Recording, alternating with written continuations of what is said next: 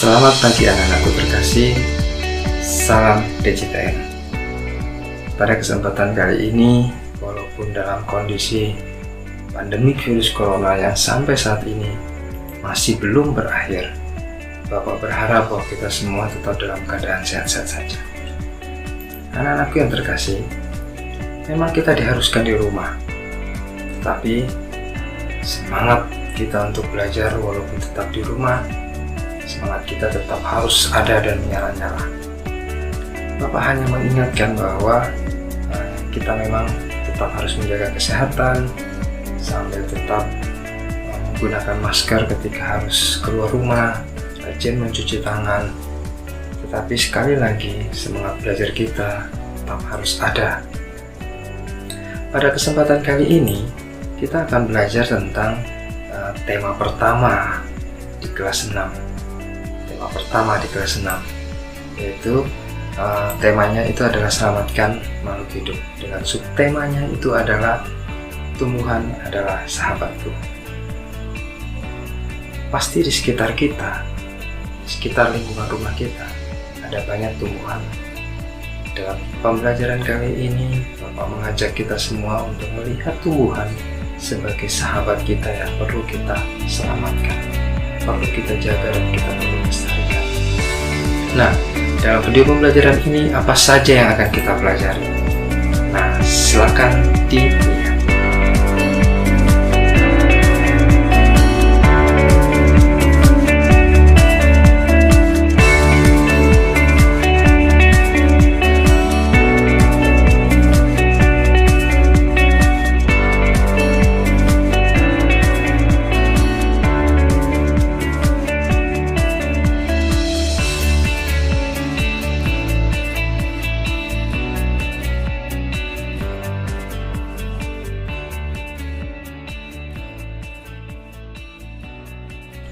Nah, itu adalah materi-materi yang akan kita pelajari dalam video pembelajaran kali ini.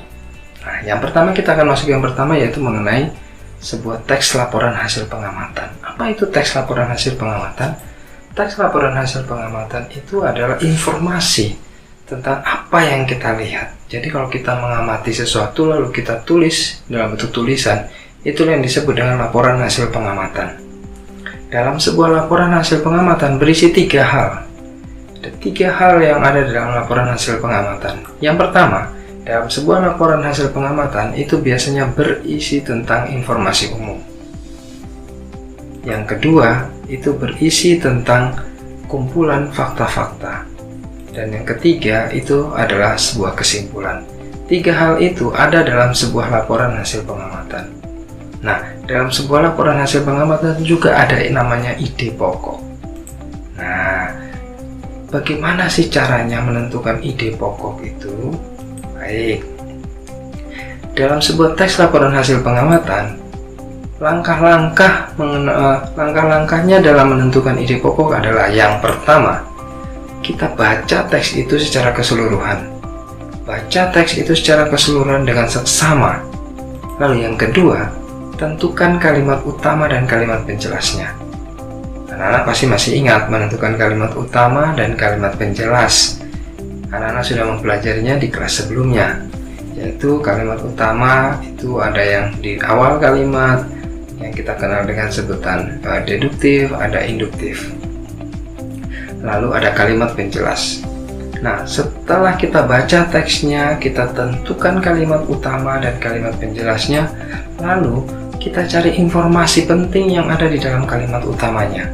Informasi penting yang ada dalam kalimat utamanya itulah yang disebut dengan ide pokok. Jadi, sekali lagi, ide pokok itu diambil dari kalimat utama. Jadi, tentukan kalimat utamanya. Setelah kita tentukan kalimat utamanya, carilah yang mana yang termasuk informasi penting yang terdapat dalam kalimat utama. Bahasanya bisa sama persis dengan kalimat utama, bisa saja tidak. Anak-anak boleh menambahkan atau mengurangkan tata bahasa yang terdapat dalam kalimat utama. Jadi ide pokok diambil dari informasi penting yang terdapat dalam kalimat utama. Nah, kalimat utama itu terdapat dalam setiap paragraf. Nah, untuk memudahkan kita, biasanya kita membuatnya dalam bentuk bagan. Bagannya bentuknya seperti ini misalnya. Nah, bagannya itu ada judul teksnya, lalu ada paragraf ide pokok paragraf pertama, paragraf kedua, paragraf ketiga, paragraf keempat, dan seterusnya. Nah, anak-anak bisa melihat itu semua di buku paket bupenanya.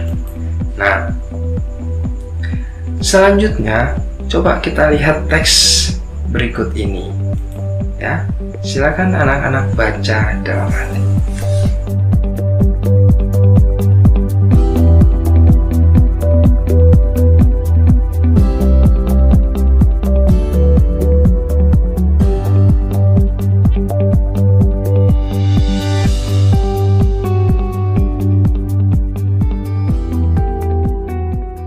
Nah, setelah anak-anak membaca teks itu, coba kita tentukan yang mana yang termasuk kalimat utamanya. Masih ingat langkah-langkahnya? Ada 3 langkah-langkahnya. Yang pertama, kita baca teks itu secara keseluruhan. Sudah kita baca tadi. Langkah kedua adalah kita menentukan kalimat utamanya. Yang mana yang menjadi kalimat utama, yang mana yang menjadi kalimat penjelas. Setelah kita tentukan kalimat utama, barulah kita bisa menentukan ide pokoknya. Nah, ya, dalam teks kalimat ini yang menjadi ide pokoknya itu adalah singkong sebagai salah satu makanan pokok masyarakat Indonesia. Sekali lagi, ide pokok tidak harus boleh mengambil sama persis kalimatnya. Boleh tidak. Anak-anak boleh menambahkan, mengurangkan, atau mengambil persis seperti di kalimat utama. Nah, sekali lagi kesimpulan kita adalah dalam sebuah teks laporan ada informasi umum, ada informasi khusus.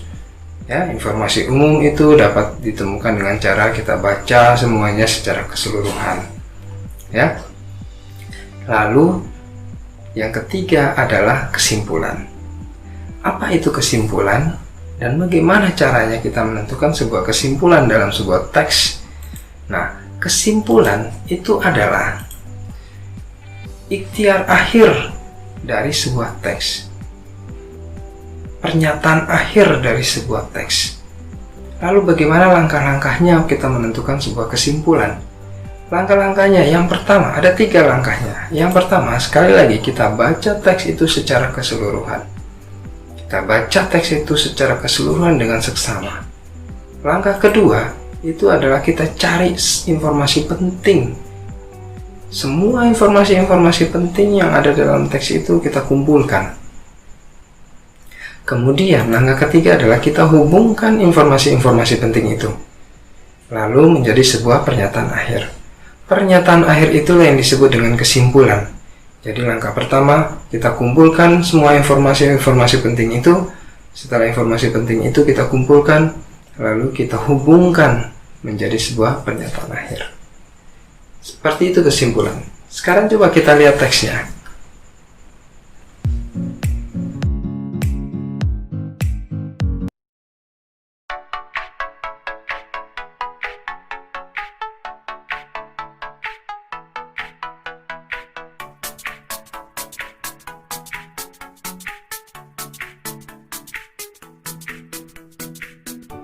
Nah, kesimpulan apa dari teks yang kita baca itu? Bapak menunggu jawabannya, anak-anak menjawabnya di classroom kita masing-masing. Ya, sekali lagi jawaban ditulis di classroom kita. Apa yang menjadi kesimpulan dari teks ini? Selanjutnya, coba kita lihat tanaman ini. Kita biasa mengenal dengan sebutannya ubi atau singkong. Kita lihat singkong semakin hari semakin bertambah banyak. Kenapa dia harus bertambah? Kenapa dia bisa bertambah banyak? Singkong bertambah banyak karena dia mengalami yang disebut dengan perkembangbiakan. Tumbuhan itu adalah salah satu makhluk hidup, dan ciri makhluk hidup itu adalah dapat berkembang biak. Kenapa dia harus berkembang biak? Tumbuhan, makhluk hidup, hewan, dan manusia itu berkembang biak karena untuk mempertahankan jenisnya atau keturunannya, agar jenis atau keturunannya tetap ada. Nah, tumbuhan itu adalah makhluk hidup, maka dia dapat berkembang biak. Perkembangbiakan tumbuhan itu ada 2 jenis. Ada dua jenis perkembangbiakan tumbuhan. Yang pertama adalah perkembangbiakan generatif, lalu perkembangbiakan vegetatif. Perkembangbiakan vegetatif kita kelompokkan jadi dua lagi, yaitu vegetatif alami dan vegetatif buatan. Kita belajar satu-satu, yaitu kita mulai dengan perkembangbiakan generatif. Bagan perkembangbiakan generatif itu akan ditampilkan seperti ini.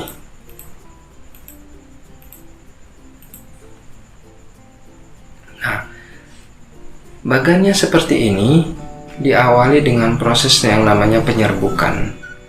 Penyerbukan adalah jatuhnya serbuk sari di atas kepala putik. Jadi, perkembangbiakan secara generatif itu adalah perkembangbiakan melalui peristiwa yang dikenal dengan sebutannya adalah perkawinan atau adanya peleburan sel kelamin jantan dan sel kelamin betina. Perkembangbiakan tumbuhan secara generatif adalah perkembangbiakan tumbuhan yang diawali dengan peristiwa meleburnya sel kelamin jantan dan sel kelamin betina. Berarti butuh jantan dan butuh betina. Ya, lalu pada bunga, pada tumbuhan, yang mana jantan, yang mana betina? Jantan dan betina, jantannya itu adalah benang sari dan betinanya itu adalah putik. Benang sari dan putik ada di bunga. Jadi bunga adalah alat perkembangbiakan pada tumbuhan. Alat perkembangbiakan pada tumbuhan itu adalah bunga. Kenapa? Karena di bunga ada putik dan benang sari. Putik berfungsi sebagai alat kelamin jantan dan benang sari, putik berfungsi sebagai alat kelamin betina dan benang sari berfungsi sebagai alat kelamin betina, sel kelamin betina. Jadi, perbagan perkembangbiakan tumbuhan secara generatif diawali dengan peristiwa penyerbukan. Jatuhnya serbuk sari di atas kepala putik.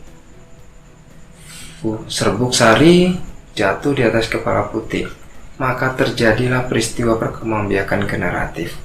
Sel kelamin jantan dan sel kelamin betina melebur menjadi satu, maka terjadi namanya tahap pembuahan.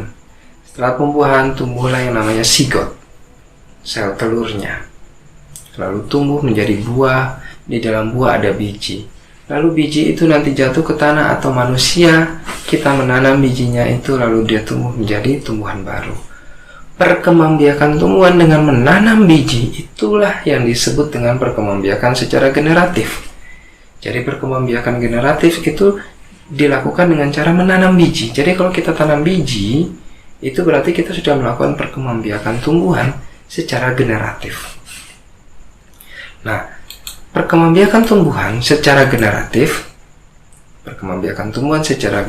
sekali lagi diawali dengan peristiwa yang namanya penyerbukan. Lalu yang menjadi alat kelamin jantan dan kelamin betinanya itu adalah jantannya benang sari dan putiknya sel kelamin betina. Jantan dan betina ada di bunga. Bunga ada dua jenis, yaitu bunga sempurna dan bunga tidak sempurna. Perhatikan bagan bunga seperti tampak pada layar di belakang Bapak.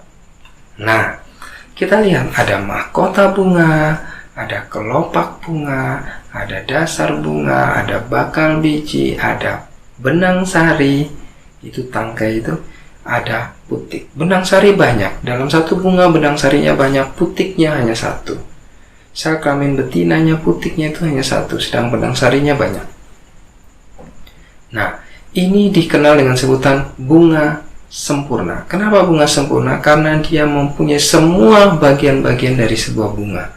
Mulai dari tangkai bunga, dasar bunga, kelopak bunga, mahkota bunga, putik, dan benang sari. Ada 6 komponen.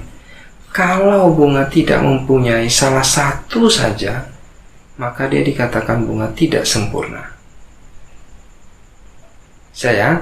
Anak-anak ingat contohnya bunga sempurna itu bunga apa? Bunga kembang sepatu. Itu adalah contoh bunga sempurna. Sedangkan bunga tidak sempurna banyak. Misalnya bunga mangga, itu bunga tidak sempurna karena dia tidak punya mahkota. Dan masih banyak contoh-contoh lainnya. Ya. Sekali lagi, sel kelamin jantannya adalah benang sari dan sel kelamin betinanya adalah putik. Nah, penyerbukan jatuhnya serbuk sari di atas kepala putik itu bisa terjadi karena dapat bantuan. Bantuannya yang pertama itu adalah dari serangga. Jadi ketika serangga itu datang ke bunga, maka dia membantu proses penyerbukan. Ada juga serbuk sari jatuh di atas kepala putik dibantu oleh angin. Itu kalau serbuk sarinya bersifat lebih ringan. Ya, bersifat lebih ringan. Bisa juga serbuk sari jatuh di atas kepala putik atau penyerbukan yang kita kenal dengan sebutan penyerbukan itu dibantu oleh manusia. Manusia bisa saja dengan sengaja mengambil serbuk sari lalu menaburkannya di atas kepala putik. Jadi serbuk sari jatuh di atas kepala putik itu mendapat bantuan dari berbagai pihak. Mulai dari alam yaitu angin, air ketika hujan, bisa juga dibantu oleh serangga. Kemudian dibantu oleh manusia. Ya. Nah, sekarang penyerbukan sekali lagi itu adalah jatuhnya serbuk sari di atas kepala putik. Jatuhnya serbuk sari di atas kepala putik itu ada jenis disebut dengan penyerbukan. Ada 4 jenis penyerbukan. Coba kita lihat gambar. Yang pertama adalah penyerbukan sendiri. Penyerbukan sendiri itu adalah serbuk sari jatuh di atas kepala putik bunga itu. Jadi dalam satu pohon ada putik, ada benang sari. Jadi serbuk sarinya jatuh di atas kepala putik bunga itu sendiri. Itu yang dikenal dengan sebutan penyerbukan sendiri. Lalu yang kedua adalah penyerbukan tetangga. Penyerbukan tetangga artinya serbuk sari jatuh di atas kepala putik bunga lain, tetapi masih dalam satu pohon. Jadi dalam satu pohon biasanya terdiri atas beberapa bunga. Terdiri atas beberapa bunga. Jadi serbuk sari jatuh di atas kepala putik bunga lain, tetapi masih dalam satu pohon. Itu kita kenal dengan sebutan penyerbukan sendiri. Kemudian ada juga penyerbukan silang. Penyerbukan silang itu adalah serbuk sari jatuh di atas kepala putik bunga lain, pohon lain, tetapi masih sejenis. Jadi serbuk sarinya jatuh di atas kepala putik bunga lain tapi beda pohon. Pohonnya berbeda, tetapi masih sejenis. Itu yang dikenal dengan sebutan penyerbukan silang. Bunga lain, pohon lain, tetapi masih sejenis. Sedangkan yang keempat itu adalah penyerbukan bastar. Serbuk sari jatuh di atas kepala putik bunga lain yang berbeda varietasnya. Misalnya serbuk sari bunga mangga madu jatuh di atas kepala putik mangga mana lagi. Jadi berbeda varietasnya. Ya, itu namanya ada 4 jenis penyerbukan: penyerbukan sendiri, penyerbukan tetangga, dan penyerbukan silang. Yang keempat penyerbukan bastar. Nah, selanjutnya perkembangbiakan tumbuhan secara vegetatif. Perkembangbiakan tumbuhan secara vegetatif dibagi menjadi 2 jenis, yaitu perkembangbiakan tumbuhan secara vegetatif alami dan vegetatif. Nah, perkembangbiakan tumbuhan secara vegetatif itu dikelompokkan jadi 2, yaitu vegetatif alami dan vegetatif buatan. Kita belajar yang pertama, yaitu perkembangbiakan tumbuhan secara vegetatif alami. Perkembangbiakan tumbuhan secara vegetatif kebalikan dari generatif. Perkembangbiakan tumbuhan secara generatif itu adalah perkembangbiakan tanpa mengalami proses peleburan sel jantan dan sel betina. Artinya apa? Tidak perlu jantan dan tidak perlu betina. Tidak perlu putik dan tidak perlu benang sari. Artinya, tumbuhan dirinya sendiri mampu memperbanyak dirinya sendiri. Di satu saja bisa memperbanyak dirinya sendiri. Itu namanya perkembangbiakan tumbuhan secara vegetatif. Jadi, perkembangbiakan tumbuhan secara vegetatif sekali lagi tidak perlu sel kelamin jantan dan tidak perlu sel kelamin betina. Tidak perlu putik dan tidak perlu benang sari. Nah, seperti apa contohnya? Nah, perkembangbiakan tumbuhan secara vegetatif Misalnya terjadi pada, nah coba kalau kita lihat ini tumbuhan apa? Jahe. Jahe itu berkembang biak, termasuk berkembang biak secara vegetatif, yaitu dengan cara akar tinggal atau rizoma. Masih ada cara perkembangbiakan tumbuhan secara vegetatif lainnya. Misalnya terjadi seperti ini. Tunas, umbi lapis, umbi batang. Nah, ada 7. Mulai dari tunas, umbi lapis, umbi batang, umbi akar, geragi, akar tinggal atau rhizom, dan spora. Kita satu-satu. Kita mulai. Yang pertama itu adalah spora. Contoh tumbuhannya itu adalah jamur, kemudian tumbuhan paku. Kalau jamur, Bapak rasa semua sudah pernah melihat ya. Nah, tumbuhan paku biasanya di semongkat banyak. Itu tumbuhan paku banyak di tempat yang lembab. Itu berkembang biak dengan cara spora. Berikutnya itu adalah dengan cara tunas. Contoh tumbuhannya itu banyak. Misalnya pisang, ya, bambu, ya. Kemudian nanas itu berkembang biak dengan cara bertunas. Perkembangbiakan tumbuhan secara bertunas itu ada juga dengan cara daunnya atau tunas adventif. Contohnya itu adalah cocor bebek. Di sekolah kita banyak tumbuhan cocor bebek. Coba lihat gambarnya ini. Nah, perkembangbiakan tumbuhan dengan cara tunas adventif. Contohnya itu adalah cocor bebek. Berikutnya itu adalah akar tinggal atau rhizom. Akar tinggal atau rhizom, contoh tumbuhannya itu adalah bumbu-bumbu dapur. Mulai jahe, lengkuas, ya, banyak lagi. Contoh tumbuhan yang berkembang biak dengan cara akar tinggal. Nah, bumbu dapur. Nah, contoh lainnya berikutnya adalah perkembangbiakan dengan cara umbi. Ada 3 jenis umbi, ya, yaitu umbi batang, umbi akar, dan umbi lapis. Umbi itu adalah bagian tumbuhan yang membesar di dalam tanah. Biasanya berfungsi sebagai cadangan makanan bagi tumbuhan itu sendiri. Jadi kalau umbi batang berarti batang yang membesar tetapi ada di dalam tanah. Begitu juga dengan umbi akar. Jadi akar yang membesar dan ada di dalam tanah. Kalau umbi lapis adalah ada lapisan-lapisan yang terus berlapis. Contohnya umbi batang itu kebalik, umbi batang itu contohnya ubi atau ketela tadi, kentang. Sedangkan umbi akar itu contohnya adalah wortel.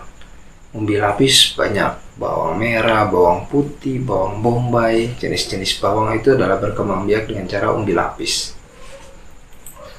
Nah, yang berikutnya itu adalah geragi. Contohnya itu adalah arbei. Arbei, rumput teki, rumput yang kalau di lapangan kita cabut itu dia panjang sekali. Itu namanya berkembang biak dengan cara geragi. Stroberi berkembang biak dengan cara geragi. Kemudian itu perkembangbiakan tumbuhan dengan cara vegetatif alami. Artinya dirinya sendiri mampu memperbanyak. Ada 7 tadi. Masih ingat ya? Coba kita sebutkan satu-satu. Yang pertama adalah tunas, kemudian spora. Contohnya masih ingat ya? Tunas, spora, kemudian akar tinggal atau rhizom, geragi, umbi lapis, umbi batang, dan umbi akar. Ya. Selanjutnya kita ke perkembangbiakan tumbuhan secara vegetatif buatan. Perkembangbiakan tumbuhan secara vegetatif buatan adalah perkembangbiakan tumbuhan yang sengaja dilakukan oleh manusia. Jadi manusia dengan sengaja memperbanyak tumbuhan itu. Itulah yang disebut dengan perkembangbiakan vegetatif buatan. Artinya manusia sengaja memperbanyak. Maka perkembangbiakan vegetatif buatan biasanya dilakukan manusia pada tumbuhan yang sangat bermanfaat bagi manusia secara langsung. Misalnya tumbuhan hias, buah-buahan, dan seterusnya. Nah, bagaimana caranya perkembangbiakan tumbuhan secara vegetatif buatan? Nah, perkembangbiakan vegetatif itu ada 5 cara. Yang pertama mencangkok, stek, merunduk, okulasi atau menempel, dan enten atau menyambung. Kita satu-satu lagi. Yang pertama itu adalah mencangkok. Pasti di rumah mungkin anak-anak sudah pernah melihat atau melakukan kegiatan mencangkok. Gambarnya tampak seperti ini. Nah, kita kupas kulitnya, lalu kita bungkus dengan tanah, lalu tutup dengan plastik, lalu kita ikat. Bagian yang kita kupas kulitnya lama-kelamaan akan tumbuh menjadi tumbuhan baru, akan tumbuh akarnya. Setelah tumbuh akarnya baru kita potong, lalu kita taruh di tanah. Dia akan tumbuh menjadi tumbuhan baru. Itu mencangkok. Sudah pernah melakukannya di rumah? Pasti pernah. Biasanya dilakukan pada tumbuhan berbatang kayu. Tumbuhan berbatang kayu adalah tumbuhan yang dengan ciri-cirinya, satu, dia punya kambium. Yang kedua, diameternya dia makin lama bisa tambah besar. Bambu itu bukan batang kayu, karena dia bertahun-tahun pun dia diameternya tidak akan tambah besar batangnya. Mangga itu bisa bertambah besar, maka mangga termasuk batang kayu. Nah, yang berikutnya itu adalah cara paling mudah, yaitu stek. Stek itu menanam bagian tumbuhan. Kalau kita stek batang ya berarti menanam batangnya. Stek daun berarti menanam daunnya. Stek pucuk berarti yang kita tanam adalah pucuk daunnya. Seperti teh pucuk. Teh pucuk berarti bukan ditanam pucuk daunnya, tetapi dimanfaatkan pucuk daunnya. Nah, contohnya adalah ubi. Sekali lagi kembali kita ke ubi. Ubi biasa juga dikembangbiakan dengan cara stek. Batangnya saja yang ditancap, selesai. Cara ini adalah perkembangbiakan yang dianggap paling mudah. Karena tinggal ditancap saja, selesai. Beda dengan yang lain-lain. Ya. Berikutnya adalah dengan cara merunduk. Contohnya adalah mawar pagar. Caranya adalah batangnya itu kita bengkokkan, kita kupas kulitnya seperti mencangkok, lalu kita timbun dengan tanah. Maka ciri tumbuhan yang bisa dikembangbiakan dengan cara merunduk adalah batangnya harus elastis. Karena ketika kita bengkokkan, dia tidak patah. Jadi kalau kita bengkokkan dia patah, maka akan susah. Perkembangbiakan contoh tumbuhan yang dapat dikembangbiakan dengan cara merunduk itu adalah mawar pagar. Karena batangnya itu elastis. Seperti pada gambar ini. Berikutnya perkembangbiakan tumbuhan itu adalah dengan cara okulasi. Okulasi itu biasa dikenal dengan cara menempel. Biasa paling sering dilakukan pada bunga, tanaman hias, dan buah-buahan. Caranya seperti ini. Nah, jadi kalau dua pohon dengan ciri dan sifat yang berbeda, maka misalnya pohon A dan pohon B. Pohon A dengan ciri-cirinya buahnya besar tetapi tidak manis. Pohon B buahnya kecil tetapi manis. Maka mata tunas di pohon A yang buahnya besar itu kita pindahkan, kita tempelkan di mata tunas pohon B, sehingga muncul tumbuhan baru dengan sifat buahnya besar dan rasanya manis. Muncul sifat baru, itu menempel. Jadi kita tinggal tempelkan saja. Biasa juga terjadi pada tanaman hias. Kalau kalian pernah melihat tanaman hias, yaitu bunga bougainville, bunga kertas, yang dalam satu pohon ada bunga warna merahnya, ada warna putihnya, atau satu bunga bercampur merah dan putih, maka bisa saja tumbuhan itu dikembangbiakan dengan cara ditempel. Nah, yang berikutnya sama, mirip, yaitu dengan cara enten atau menyambung. Ini juga sering dilakukan pada tanaman hias. Nah, juga cukup mudah dengan cara menempel dua pohon ditempel di jari satu. Maka biasanya bunga Kamboja merah dan putih disambung, atasnya merah, bawahnya putih. Batang yang bawahnya itu adalah batang, misalnya batang Kamboja warna putih, yang atasnya itu adalah Kamboja warna merah, ketika disambung maka bunganya sebagiannya merah, sebagiannya putih. Itu dengan cara menyambung. Jadi perkembangbiakan tumbuhan dengan cara vegetatif buatan dilakukan dengan cara pertama mencangkok, 2 stek, 3 merunduk, 4 okulasi, dan 5 enten atau menyambung. Nah, berikutnya tumbuhan-tumbuhan itu memang harus kita lestarikan karena satu, mereka adalah makhluk ciptaan Tuhan. Makhluk ciptaan Tuhan perlu kita lestarikan dan kita jaga. Nah, sekarang kita akan lihat bagaimana karena menjaga dan merawat tumbuhan adalah salah satu penerapan sila pertama. Nah, bagaimana penerapan sila pertama, sila kedua, dan sila ketiga dalam kehidupan kita sehari-hari? Maka silakan anak-anak menonton, melihat, membaca, dan mencatat.